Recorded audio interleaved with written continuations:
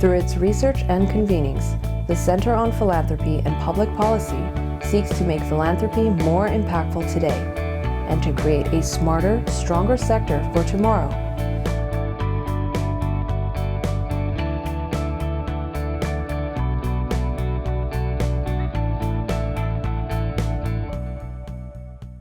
We're delighted that y'all are still here because I think this panel will be very interesting.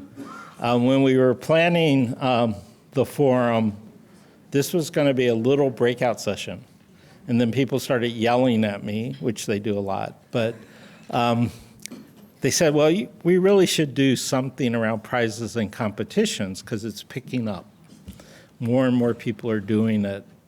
And I said, okay, we'll do it. And so we have Robin Kramer and Nadine Watt, who have basically designed and run different kinds of competitions. And we leaned on one of our founding board members, Wendy Wachtel, to moderate the session.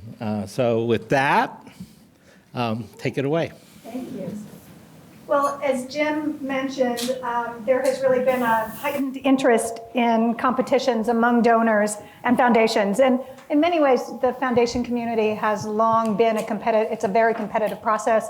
We fund, I think the average is about 10% of the grants that come into a foundation. And so this process, which was really looking to highlight innovative programs out in the community, also brings transparency to this process that doesn't exist in most foundations. I think in almost all of them, that transparency, it's looking for the same thing, it's doing what we have done, but turning it on its head and doing it in a very transparent way. And there have been, even locally, there are any number of existing competitions. There's the Hilton Humanitarian Prize, the Eisner Award for Intergenerational Programs, the Herb Alpert Awards, which just celebrated their 25th anniversary.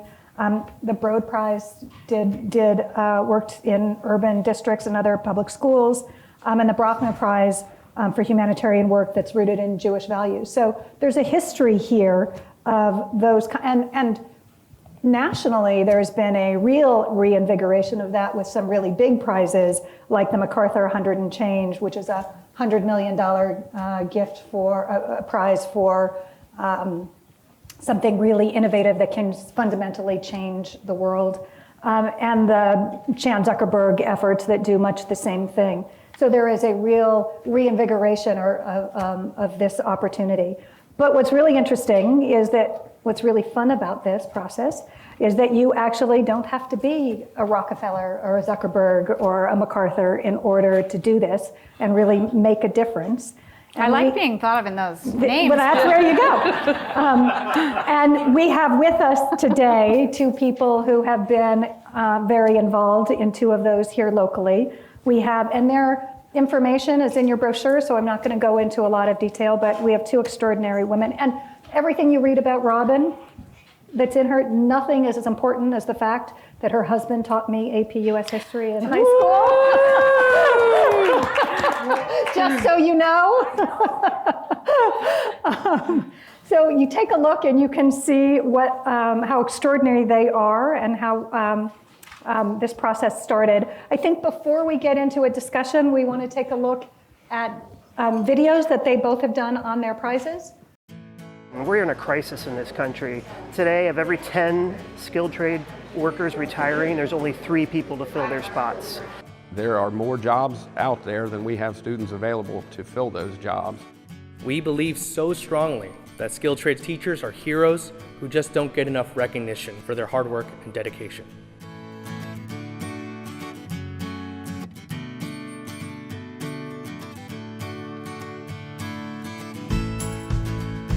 We try to keep this a surprise as long as we can. Once he sees what we've got here, he'll know something big's going on. This should be interesting. It's going to be fun. Dr. Newman, he's getting a really big prize today. So when he comes in, he has no idea what's going on. When he comes in, I want a big round of applause and cheering and just freak him out because he's going to be freaked out, okay?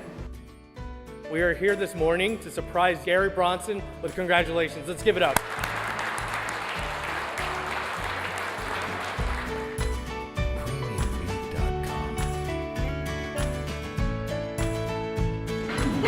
Welcome.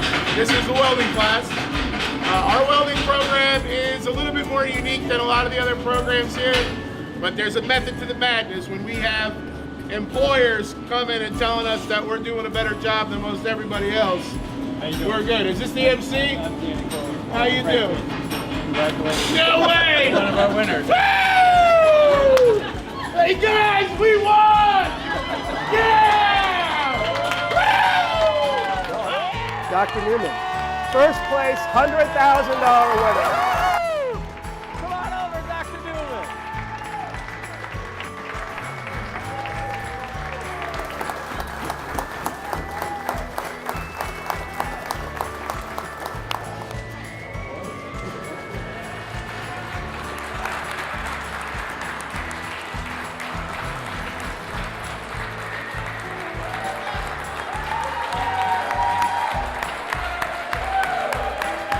The Harbor Freight Tools for Schools Prize for Teaching Excellence awards more than $1 million to 18 outstanding skilled trades teachers in public high schools across the country. To let you know how special this award is, this year in 2018 we had 557 applications that were received from 49 different states across the country, and we have just three first place winners.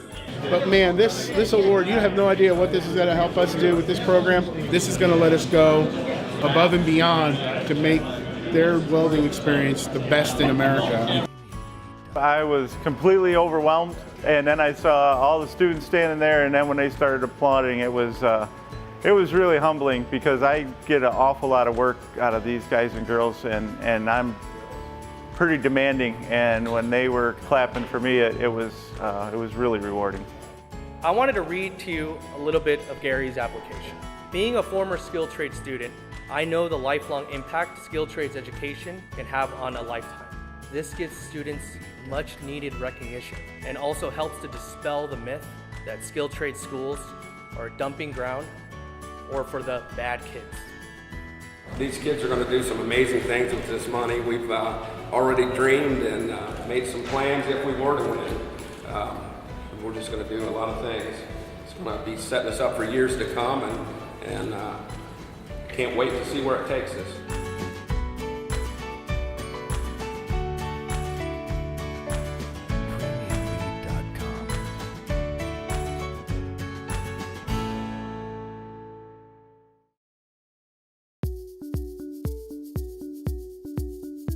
This is the Los Angeles Homeless Challenge pitch event, y'all, and we are so excited to be here tonight with all of you to hear these incredible finalists and their pitches for this unique service and solution. At stake, we are going to be giving out 2 prizes of over $200,000. No one group can do it alone. The private sector cannot do it without political backup. The politicians can't do it without the private sector funding, and no one can do it without the boots on the ground and the people actually doing the work.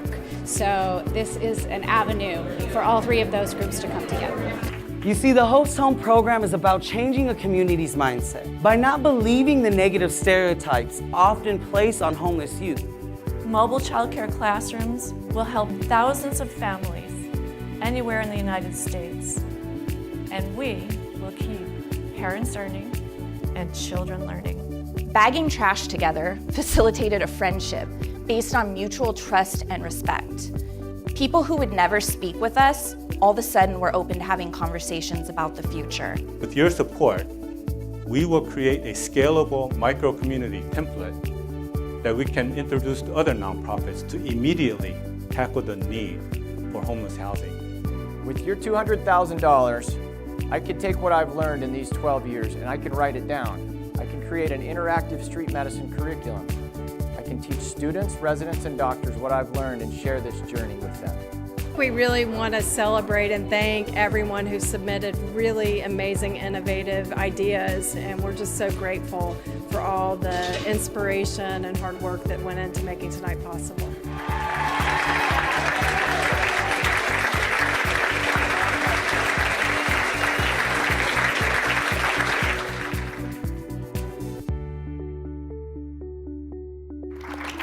Beautiful.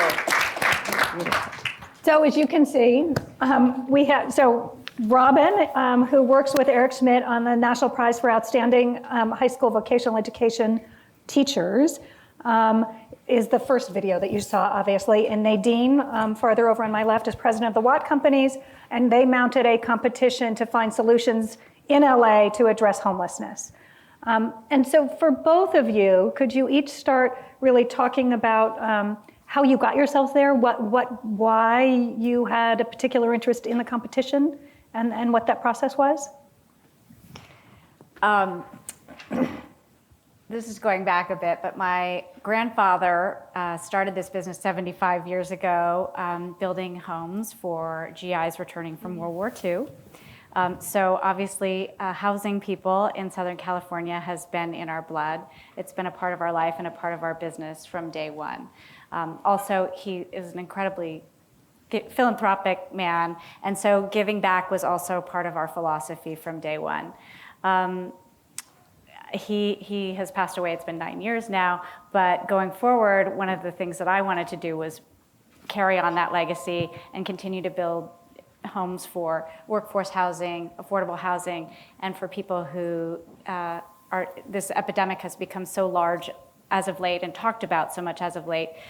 This was something that we wanted to address. And I just brought a little visual. I have carried this article around with me since March 20th of 2016. On the same page, it had Eric Garcetti. The Garcetti nonprofit is slow to spend, and it also had funds for homelessness sought. And I thought, he has money. We're looking for funds for homelessness. How can we put the two together?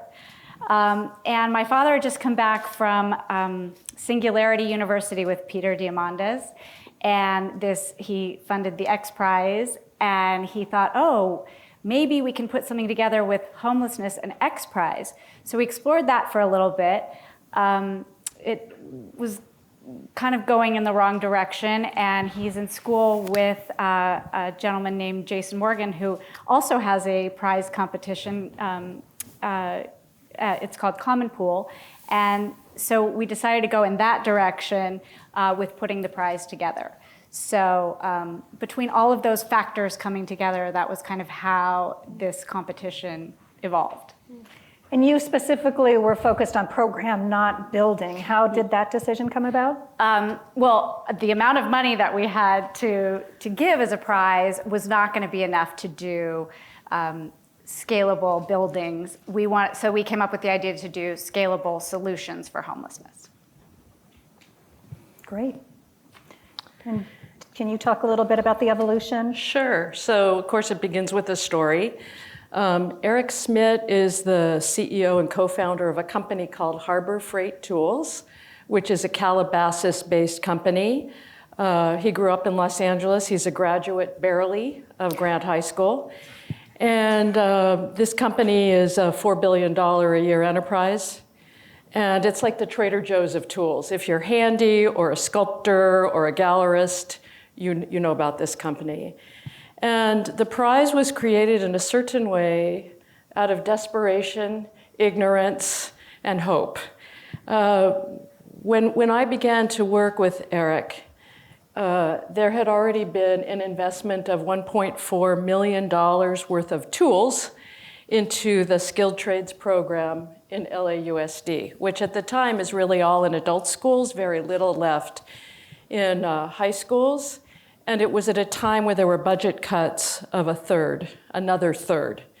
And so the tools were a way for this family to help kids like Eric, who were barely grappling with graduating, who had golden hands, who loved to work, and who were made to feel like second-class citizens, lacking self-esteem. And yet, at the same time, just like your article, there are 1.5 million jobs that exist in the country for skilled workers that are good-paying jobs that are going vacant. Anyway, the tools are dutifully assembled and brought to the 6 adult schools where they were to land, and anyone who's worked with schools could predict what would happen, which was the teacher that had ordered the tools was no longer there. The principal had seniority and was downtown. There was no place to put the tools. There was no inventory control. So Eric thought, this was not a bad investment. They set about to make it right, and then that's when I got involved. And if the desire is to help lift up the skilled trades, illuminate excellence, and cause there to be a pathway for more kids to have this experience and to grow esteem for this set of pathways, starting with tools wasn't the way. So like many good things that occur, and many of you have been the creators of these, we ripped off a good idea, which was from the Drucker Institute and its annual prize for innovation in nonprofit innovation, and created our own, this prize to lift up these skilled trades teachers in public high school because they lack esteem. They're not viewed as rock stars in their communities. They're not, you can see they're very kind of gritty guys mostly. They're not joiners. And the field itself needs a lift, needs better practices, and needs a network of teachers to help lift up the whole enterprise. So we sat with the Drucker folks in December of 2016, and because we were crazy, we launched the prize in March. You learn a lot about how these prizes work. There's a whole, technology platform where this was funded with private foundation funds. There are all kind of rules you can't imagine. But we held our breath, went forward, and expected 200 applications that first year, and we got 700. So I would say that before then I had really blonde hair, and it about killed us. But the result in that first year, which was just $500,000 and 10 teachers, and grew because of the enthusiasm to what you saw here. We're in year 3 of the prize, right in the middle of it. And I can tell you more about what's underneath it. But the key thing to know is it's part of our strategy, and it's not a one and done. What we have begun to do is gather together these teachers each summer for a get-together we call Let's Build It. And our challenge to them is take your excellence and create opportunities that will fund to lift up the field of teaching and learning. And my hope and belief is that in 10 years, we'll have 180 or 200 teachers plus gather together every summer for like the Davos of this world, but without the pretense. And it will become like a beautiful flywheel for innovation and support. So that's the prize. Didn't look like there were any women. There was one woman. There aren't a lot of women in the whole sector. There have been one woman in each year who have won. The best auto teacher from Connecticut, tough as nails, graduate of the school. And the first thing she said when she got the award was, "I have made my mom and dad so proud." And it just, I'm not a weeper, but there's a lot of a lot of good weeping that goes on. So I'd love for you to talk just briefly, each of you, about the sort of the back end. I mean, I know you used Common Pool and their role, what they helped you do, how they helped you set up the prize. And you talked briefly about that as well. So Nadine, why don't you start? To begin, you have no idea what it's going to take to put together a website, to put together a competition, to put together judges to judge the competition, to put together an award show after you have the winners. It's a pretty intense process. And when you have this idea, oh, let's do a prize, you have no idea what goes into it. And so thank God we had Common Pool to kind of hold our hand and lead us through it. And they do the website, they do the back end. They ended up doing all the graphics for the website, all the marketing materials, everything that goes along with it. And it's expensive, it costs a lot. And so we front-ended that back-end stuff. While we were going around pitching, we wanted it to be a much larger prize. And I thought I would go to some of my, country club friends and ask them to donate. And they all thought they were going to contribute in their way, not in this way in particular. We knew there was money from E and EE. And so we went to the county and we asked the county to do this prize with us. And they said, well, we think because you're a private developer, there's a conflict. We can't do it with you. But do you mind if we use Common Pool to do a prize of our own? So they ended up giving away $4 or $5 million through a competition for EE. So that was really what my father's goal in doing a prize was, to get more minds thinking about this, more open sourcing. The more people that came to this, the more money that got utilized and given away and implemented, the better. So in that way, it worked, right? The idea worked. And even though at this point we are only doing it once, and my goal would be to be able to do it every year and to up the prize every year, in this particular case, it spawned a $4 million prize, but it wasn't the Family Prize for Homelessness. So that idea of what Common Pool also offered, having done the MacArthur Fellowship, was the transparency of the judging. So if you had an idea, you submitted idea, the judges gave you detailed feedback, and thank you, Wendy, for being a judge. That was amazing, about what you did right and what you did wrong and where you scored and how you came up in the process and why you weren't one of the top 5 finalists. But we had 45 submissions, I believe, and so I think we had 8 or 10 judges who all had to read and evaluate a certain number of projects. And so they did handwritten feedback to each person who had submitted for a grant.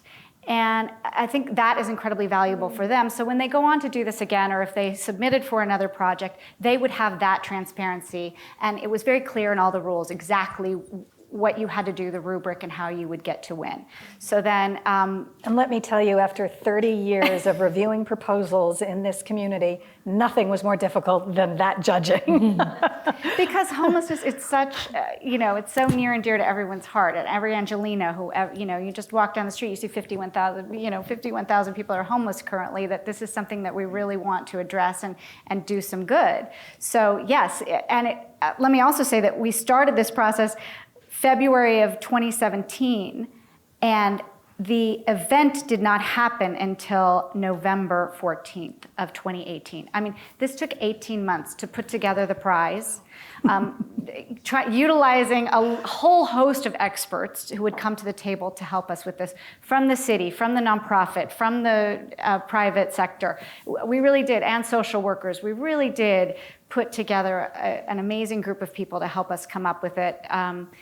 And just because it's such a large issue, it was so difficult to get your arms around, it took 18 months from beginning to end to put this thing together.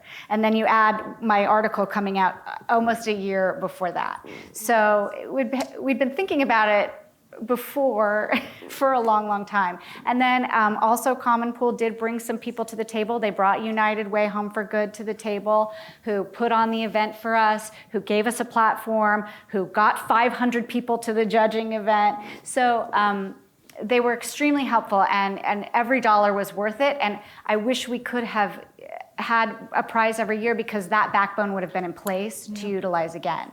I did manage to get E&Y to give $10,000, so they got an audience award prize to the 3rd place team. And then subsequently, our family has a certain amount of money to give away every year, and so we gave to the other 2 who didn't win anything. Oh, that's so great. And so, and people at the event, at the judging event, also gave money to the people who won and the people who didn't win. So every group ended up getting funded, which was a phenomenal result. Because one of these things these prizes do is expose people to all of the programs, innovative programs that you were looking at. And so even the non-winners get an exposure that is really meaningful. And that certainly happened in the Homeless Challenge. And United Way was so great about coaching each one of the finalists. They spent 2 weeks with each one of the finalists, coaching them, honing their pitch, giving them public speaking skills, which is something, if you don't have a group with you, because Watt on its own could never have been able to orchestrate and put on an event like that. So that was fantastic. So, Robin, this is the advantage of being under the radar. You can actually pull yours off in 3 months. Yeah, oh my God. Oh my God, yeah. I mean, well, so we ripped off the good knowledge of Drucker. We used the firm they had used to do the technology and platform for the application itself. It's called Skilled, S-K-I-L-D. And we sweated the rest of it. We did the graphics ourselves, we sweated. It's kind of the ethos of the company. And a lot of humility, and we outsourced some, but we sweated the rest. what's important about this is, we had to have independent judges, so everyone that I knew practically became a judge in the first round for those 700 applications. And that was a big lesson, which was people who aren't in the skilled trades or education, this is an opportunity for insight into what's going on in real classrooms with real kids. So it's an engagement opportunity. And in addition to that, the application itself was, is Claire here still? So we ripped off the good ideas from the Durfee world, which is why do you do what you do? That's the first part of the app. We're good rip-off artists. Why do you do what you do? What have you learned along the way? And then a couple of things that hewed to the criteria for the award. But the gut of it was, in the beginning, and several rounds of this, 2 learning modules, and we chose topics that are kind of elephant in the room topics in this sector. So how do you get girls involved? And we had a teacher from Brooklyn, woman, speak about how she engages young women in her electrical classes as an example. The applicant's question was, what resonated for you about this 10-minute conversation you just heard? What do you do now and what would you like to do? And when the judges went through and judged, it was really the quality of what they'd like to do that was most valued. So we had 3 rounds of judging. We narrowed it to from the 700 or 693 to 50. And then we asked them to continue learning and engage in 2 more learning modules. It was intense. Mm-hmm. And then a final round of judges. The reason that we had folks come to the schools and do this surprise was to garner coverage for these teachers in their hometown. Yeah.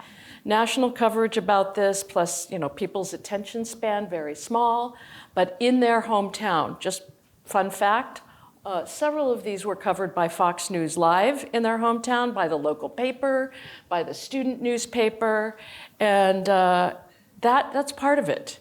And it's part of elevating, and promoting these incredible teachers and their students and their work as valued and valuable. We also did not outsource any promotion. We did it all ourselves, which, you learn from that to prepare way ahead in years going. So you can see we're trying to create a continuous loop of illuminating excellence, creating a bank of resources, because those learning modules all became available to the world as soon as the prizes were announced. So in several years, we're going to have 20 or 30 different curricula for these skilled trades teachers to use. And that is to address the fact that their own professional development, to coin a term, sucks. And they hate it, and it's not useful to them. So we're trying to accomplish many things, not just the day of or the prize day celebration, right, but long into the future. So for both of you, has anything surprised you about this process? Is there anything that you would do differently if you were to do it again, or as you have developed it in multiple years? Well, I could start this time. Yeah, we outsourced the first judging because that was, we outsourced to the national organization called ACTE, the Association for Career and Technical Education. It's like the Chamber of Commerce for all of these educators. We learned to give ourselves a little time to breathe and plan. By the way, we also did follow up with everyone who was an applicant, whether they won or did not, and ask for improvement ideas. Same for all the judges. So we tried to integrate all of that learning. And we promote better, we got better digital access, we have a better warm line, all those things. The main thing is to try and understand more deeply. The whole purpose of this is leverage. The guys from Mississippi that won, they said, let's talk about leverage. We're like, well, what is leverage? It's to leverage the winning for the good of the students. So we're trying to learn more. What did the prize leverage? What did it leverage? Did the acclaim help? And we're learning yes, because that Connecticut teacher, she went to her state director and said, man, I'm a winner. I've been coming to you for years to get a new floor for my shop. I could spend this prize money on that. He said, well, I think I could find some capital funds. So to have teachers who are not self-promoters, a lot of these skilled trades teachers especially, and there's one other thing that we would do differently. I think we would promote in a different way to the broader educational community, not just the skilled trades teachers and to their elected officials, to the school board, because it's meaningful. And unless we promote directly, those decision makers, they often don't know. The teachers don't say, the principals don't, the good word doesn't travel up. So a lot to learn, and we're gonna keep at it. I'm not a full-time fundraiser, right? This wasn't my full-time job. I have a full-time job that needs my attention, and so to have this would be a full-time job, right? To get more prize money, to have this go on every year, and now that people have seen it, they understand how it works. But when you're pitching it and you don't have this video, you don't have the experience, no one quite knew what it was. No one believed, right, my dream. So now that I have it and I have the platform and I have all of this behind me, it would be so great to be able to do it another year and do it every year. But since I can't spend that much time on it, I can't do the fundraising. I can't get another prize together. Right. So that is a shame, and also that it took so long. That this issue of homelessness was so political and charged and misunderstood that it took literally 18 months to happen, and that's a shame. And it shouldn't take so long, right? We should be able to do more of these and get more people services and get more people housed and in a much faster. Will you be able to follow up with those who received the grant, who received the prize? Absolutely. To see what the impact has been? Absolutely. The winner was the Venice Family Clinic. They got one prize for $200,000. It was a program for a doctor to go on the street and do a manual so he could get other doctors to go and help the sick on the street. And the second group that won was a group called the Illumination Foundation. They were doing micro-housing units, like 6 units together, housing multiple people with services around the center. So they could get medical services, they could get drug counseling, they could get child care, they could get a lot of services in this micro unit housing community. And the audience award winner was a great woman who put together the mobile resource center, where she had a bus that was gonna, you would have an app and you would know when the bus was gonna come to your town or your part of town, and you could bring your child there so you could go look for a job or you could go look for a house, and that your child was taken care of for those few hours, and you would know when it was coming and what day of the week you could schedule things. And then, so subsequently after that, we gave a big gift to the Child Resource Center, and to then Path and SPY, Safe Place for Youth. We also gave $25,000 to each of them subsequent to the competition. While we were there, United Way at our competition offered to fund SPY. She said, Elise said, we're gonna find you some money. And other people in the room came forward and gave money to those others as well. So definitely successful, and definitely we've gotten reports of how the money has been used for each of those 5 finalists. And how much of this experience has changed your understanding of the field? I mean, of what you know about homelessness, and for you, has it changed? I will say that for our whole team, it was the best learning experience we have had. It brought us close to the work, the people, the realities, the students, and the personalities. It taught us a lot about where we might invest charitably next. It taught us really to look for leadership, because behind every single one of those teachers is a great principal, which is not the case for all. And it equipped us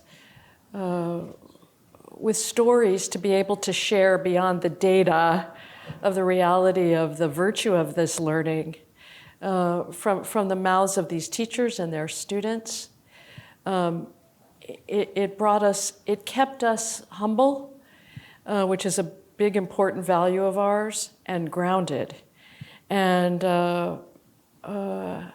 provided a certain because kind you now of know what has to happen electrically to ground yourself. Yes, but there as well as grounded, and also joy in a rippling kind of way. And certainly for me, I mean, I know so much more about homelessness and the issues that cause homelessness. And my father's been on the board of Union Rescue Mission for many years, and my husband is on the board of the Salvation Army. And having those resources, having the political resources come together with that, we've engaged the mayor, we've engaged all the city council people, the group that I'm involved with, Los Angeles Business Council. We've been asked to do an RFP for a particular project in the West Side, in Councilman Bonin's district. We're working on affordability and higher paying jobs and housing people and all of those issues. And I certainly feel more knowledgeable in so many areas about this, and it has been humbling. You have a certain perception, and this dramatically transforms your perception of who needs services and why people are homeless and how they get that way. Right. And do you have any advice for anybody who's thinking about doing this, other than outsourcing the judges? Got that? Do not be faint of heart, first of all, but really understand, I think just like in other sectors, there are bright, shiny objects. And so now there's a prize. Let's do a prize for this and a prize. No, it is not a bright, shiny object. It's a serious endeavor. And if it's not part or connected to a series of meaningful strategies, the lift is too hard. Yeah. The lift is too hard. And if there's not a commitment to be a part of some kind of follow-up, whatever it is, don't start. And if it's possible to join with others at the outset and engage, the advice I would also give is if there's a judging process, do engage folks who are expert in the field and also folks whose civic judgment you trust, like you. And it expanded your knowledge and your commitment and your connection. So the ripples are not always, seen in a video. They're also felt in those who participate. And on the participatory end, we also, I would say if you do go forward, ask folks with deep humility how it could be better. Those who, quote, won, those who did not, those who participated, and be committed to share what you've learned and to grow from it. Great. That's a great point. We did not do that follow-up. We've done follow-up on how the money was spent and if it worked, but we didn't do follow-up with each contestant, what worked, what didn't work, what could we have done better. Mostly probably because we weren't doing a second time. Yeah, I wish we could have had ongoing funding. I think this is, if you have a resource or a source for ongoing funding, this is a great idea. If you know you can do it every year, to do it as a one-off, as the word in your words was a heavy lift. Heavy lift. So if you have ongoing source of funding, yes, and then when you do it, do the follow-up. I have a question on the economic side, which is, did you figure out how much the administrative cost, not just, the administration cost versus the prize money cost balance, or did that make a difference to you, or was that a shock, or whatever? Well, I can say that again, this sweat equity, frugality commitment that we start with. So our out-of-pocket expenses were for the platform and some of the digital. We did not. No judge was paid. Our salaries were paid by the company, even though the company supports the foundation work. And we paid for airfare for a few to go around. That was it. So if the prize is $1.05 million, and the expense was around $100,000, but that's not counting our salaries or sweat or vacant nights or worry. And we did a lot. We did all the press, digitally. We did all of that. So it was a very good return to start, just on those economics. How the dollars were spent, we're going to learn more and more about that because Mr. Smith is extremely interested in leverage and leverage for the good. So we're going to try and find out what those $100,000 or $50,000, what did they leverage? Did they leverage more money, acclaim, more students? That's the economic factor that matters most, we think. Ours was a little more lopsided. We thought we were going to come up with $1 million prize. I thought I was going to be able to talk more and more people to give at least what we were giving, and I sadly was only able to talk E&Y into $10,000. But at least I know that the group charged the same to the county as they charge to us. So everybody pays the same, but it was a higher number that some people would say could have gone toward the prize or toward homelessness or toward other groups that are giving away money. But for us, it was worth it. And actually, if I could figure out how many people funded after that subsequently, then maybe it was a higher ratio.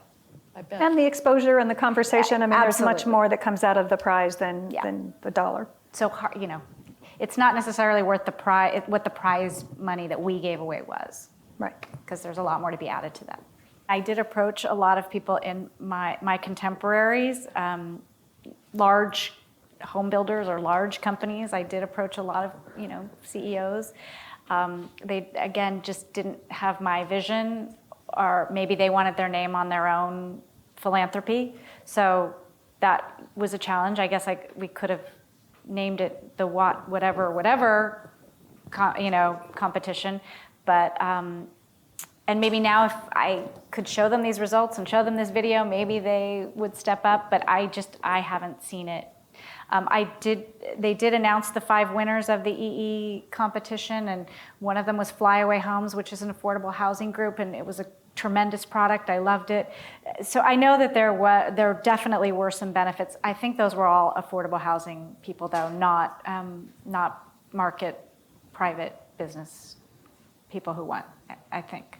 This is, thank you both. This is a sort of bold and new way to go about doing what has been going on, and it has opened up philanthropy in many ways, and does create more than just a gift, a prize for the winners. I think the conversation changes because of the work that you and others have done in this area, and is a way to educate and inform other funders and other members of the community in a very real way. So we very much applaud you for what you did and for being here today to share that with us. We thank you very, very much. Thank you back. Thank you. Thank you. Thank the CPP staff and JP Morgan Philanthropy Center for all of their hard work to make this go. Our partner, JP Morgan Philanthropy Center, the Jewish Community Foundation, and the Annenberg Foundation. And please join us for a reception. I think, where is it? Oh, out in the lobby? Out in the lobby. I think we have some champagne. Thank you for hanging in all day. Hopefully you have some ideas, some inspiration to try out now. And you met some people that you can call up, dial a friend. So thanks for coming.